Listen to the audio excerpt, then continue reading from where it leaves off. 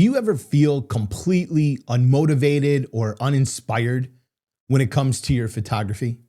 You love the craft, but sometimes the last thing that you can even think about doing is picking up a camera, and you find a million excuses not to do it. I've gone through this plenty of times where the camera just sits there on a shelf. And you know what? I know a lot of other photographers too who've gone through the same thing. Today, I want to share why this happens and some things that we can do to break through it.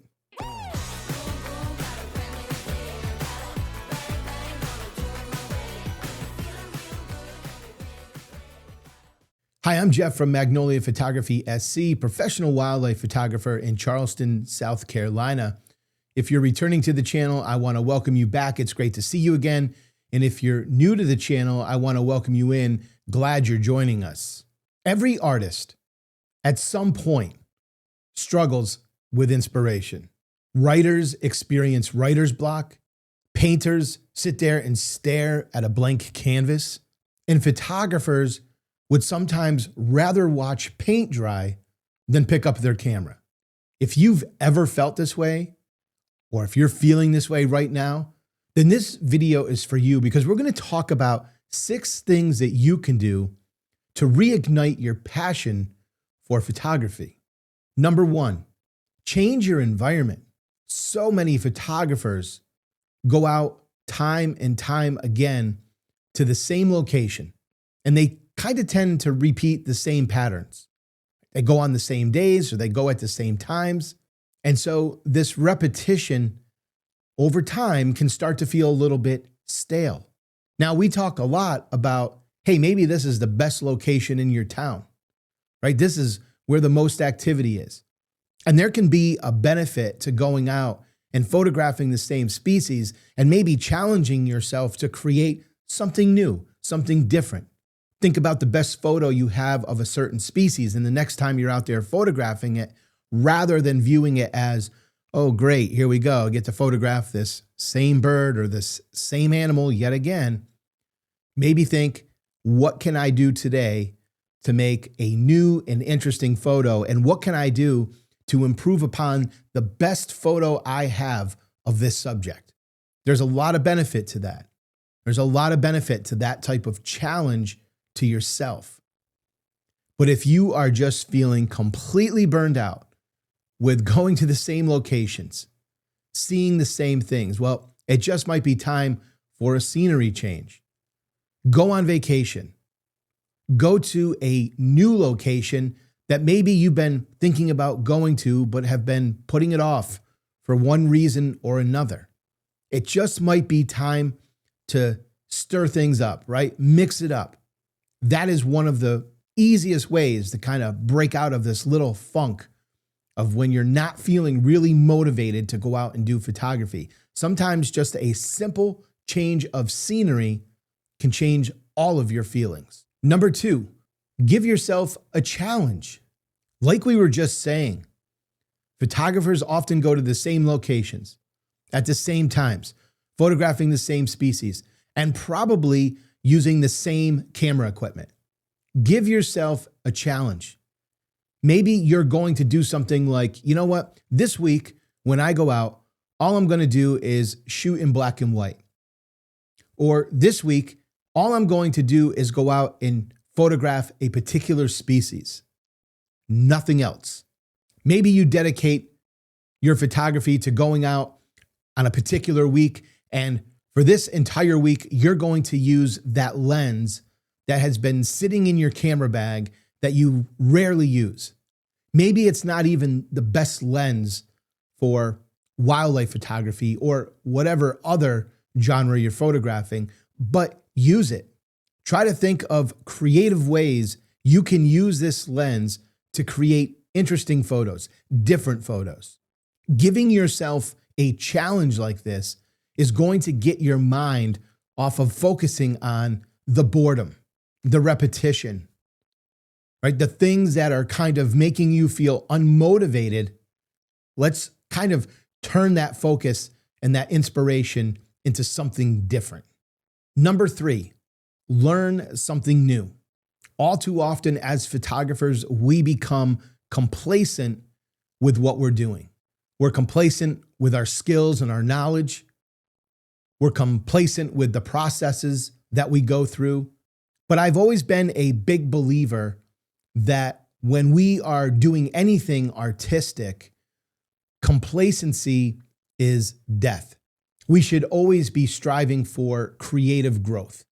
And I think when we kind of switch that mindset and think about how can we do something different or new, and how can we grow from where we are today, that helps with our motivation. That helps with our inspiration. Complacency just kind of fosters boredom, predictability. And we want to avoid that at all costs. So let's try something new. Let's go try a new piece of camera equipment. Let's try a new editing software. Let's try a brand new photo technique. Doesn't matter what it is, even if it's not in the genre that you typically do. Just force yourself to learn something new. Perhaps those skills at some point will come back to the genre that you most often do. And maybe somehow you will find how learning that skill is beneficial in what you're doing all the time. Getting out there and learning new skills and challenging yourself to learn something new can go a really long way in helping you to find that inspiration. Number 4, join a community, right? Find a great online group or even a local group that you can go to. Maybe they meet up once a week, or maybe they meet up once a month. Whatever it is, I think as artists, when we surround ourselves with other artists who share our similar interest, that can be hugely motivating for us. Talk to them about different locations in the area. Maybe you're going to find that new location that you've been dying to find.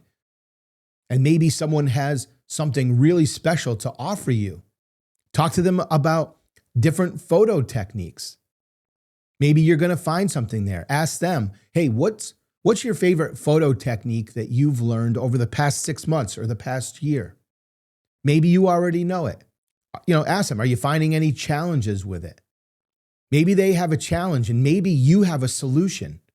Or maybe it's a completely new technique that you've never explored before, but suddenly you're now interested in it.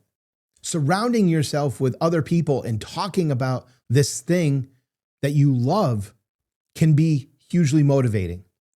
So put yourself out there, get involved with some different groups, and find your inspiration. Number 5, reconnect with the reasons why you even got into photography in the first place. How often do you go into your photo library and look back at the images you created when you first got into photography? Hopefully you still have them. But how many times do you do that? I know I do that from time to time. And it's pretty cool because I look at these photos and I can remember going out to take them. And I kind of remember the thoughts and feelings I had when I was out there. And I remember the excitement of basically just taking a picture of anything. And I think that's what we all do when we start photography. I had just purchased my first DSLR camera. It was a Nikon, and it was, more of an entry-level camera. But it was when I picked up this camera that I fell in love with photography. I'd been putting it off for years and years because all I had was a point and shoot. And I just figured, my equipment sucks. Why do I want to go out and try to take pictures or try to learn photography? And that was a big mistake on my part. But I got my DSLR and I went out, and I like I said, I think every photographer goes through this. You just go out and you shoot everything. I mean, you're shooting buildings, you're shooting tons of flowers, right? I think everyone does that. Statues. I remember going to churches and photographing statues that they had out in front of them. I mean, I was just doing everything under the sun, right? Photographing everything that you can think of. And hey, the truth of the matter is I look back on these first photos that I took, and man, I mean, they're cringeworthy, right? I mean, they're awful photos. And I look back and I'm like, oh my God, I thought this was good at one point. This little exercise of going back and looking at these photos where your world was full of passion, full of curiosity, right? For this craft that we call photography, this can be such a cool way to reconnect with why you started doing this in the first place.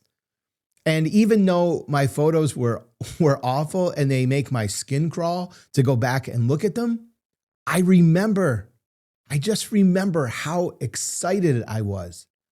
I used to wake up at like 3:30, 3 o'clock in the morning. I would get showered. I would be out the door by 4 a.m. and I wouldn't come home till probably like 1 or 2 in the afternoon. I just would spend that time driving around, trying to find something that I thought was worth photographing. And that's all I did every single weekend for a long time. But I remember those things because that time, that initial, moment where I got into photography, that came with a lot of great feelings, and I still remember them today. So if this is you, if you're feeling unmotivated, if you need to find that inspiration, this might be a great way of doing it. Circle back to those first photos that you took when you got into photography. Number 6, step away, take a break. Now, this might sound a little counterintuitive, but sometimes taking a break is exactly what our creative eye and our creative mind needs. I know for me in the past, when I've kind of had these feelings of being unmotivated, the thought of taking a break came with feelings of guilt for me. And maybe you can relate to this. Here I have this expensive camera equipment, right? I've got these multiple cameras, I've got lenses, I've got all this equipment that has cost a lot of money. And how can I justify putting it up on the shelf for a little bit while I take a break for my creative mind, for my creative eye? And so sometimes I've really struggled with those feelings of guilt when I feel like I need to put that camera up for a second and just step away from it. You ever feel like this? It's kind of a double-edged sword, right? Because if you give into those feelings of guilt and you kind of force yourself to go out to take more pictures, I think you just become, maybe a little bit more resentful of photography. You become a little bit more frustrated. It doesn't really help you to kind of break through these feelings that you're having of not wanting to even pick up your camera. But I think we have to realize that no matter how much we love something, no matter how much passion we have for something, there's just going to be times when we need to take a break from it. And that's okay. That is normal.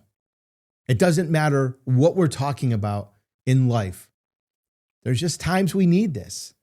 We just need a little breather. We just need a little space. And I think we just need to remind ourselves, like I just said, this is perfectly normal. And it's okay to feel that way. Okay, so there you have it. We've talked about some reasons why you might fall into these situations of feeling unmotivated. Maybe you're tired of going to the same locations over and over again. Maybe you haven't challenged yourself enough, or perhaps you haven't tried anything new. Or maybe you're like me and you're just afraid to put that camera up on the shelf and actually take a break for a while because you feel guilty doing it. What do you guys think about this? And what do you do personally when you're feeling unmotivated, when you don't feel a lot of inspiration for the art of photography? What are you doing to help break yourself out of these situations, out of these feelings? Drop your best tip down in the comments for everyone else to kind of benefit from. Maybe something you say is going to be the thing that helps someone else break through this wall that they're facing right now. Hey, if you are looking to try a new editing program and you want to learn something new, Perhaps that might be DxO Photolab 9. Head down to the show notes where you can find my link.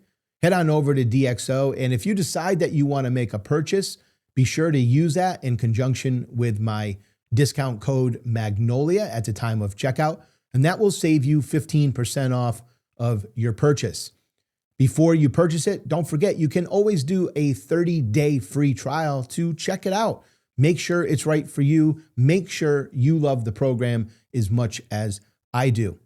And coming very soon, if it's not all out already by the time this video is posted, because things are kind of happening in real time here, my DxO Photolab 9 Masterclass is going to be coming out. So you're going to want to head over to my store, magnoliaphotographysc.com/store, where you can check it out to see if it's out yet. You'll definitely see my DxO Photolab 8 course over there. But if you're looking for version 9, that'll be out soon, like I said, if it's not out already. Other than that, if you're looking for any other resources on wildlife photography, I have both free and paid options over on my store, so you can check those out as well while you're over there. Thank you so much for stopping by and joining me today. I hope you find inspiration and motivation in your wildlife photography. But before you go, you may want to think about checking out this next video right here.